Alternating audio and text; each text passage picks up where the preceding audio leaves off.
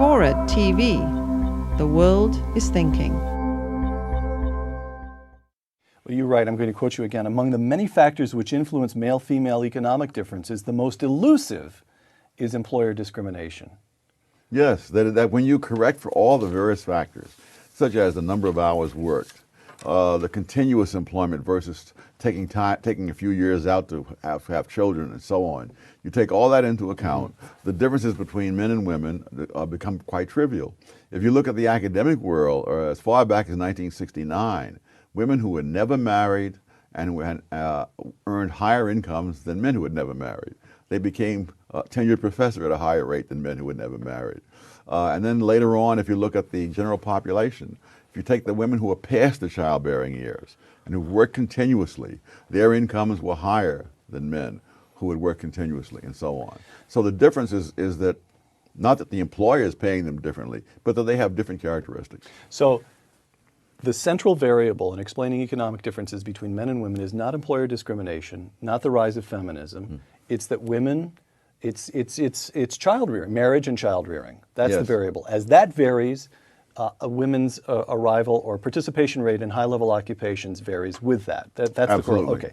Now, in principle, you note, family responsibilities could be perfectly evenly divided between fathers and mothers.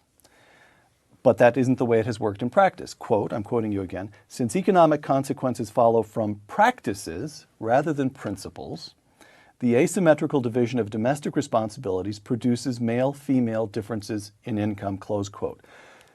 Question, what are the policy implications of that?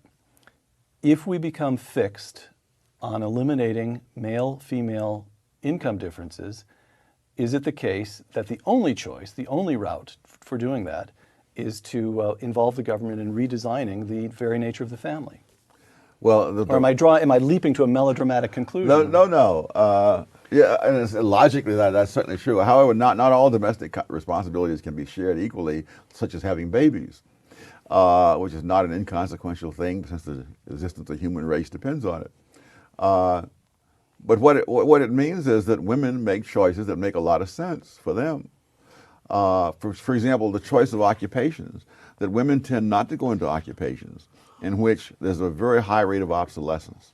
I mean, and if you're a computer engineer and you take 5 years out to have a child and have the child up to the age where you can put him in daycare, well, my gosh, the world has changed. Your job is gone. You'd have to start way back.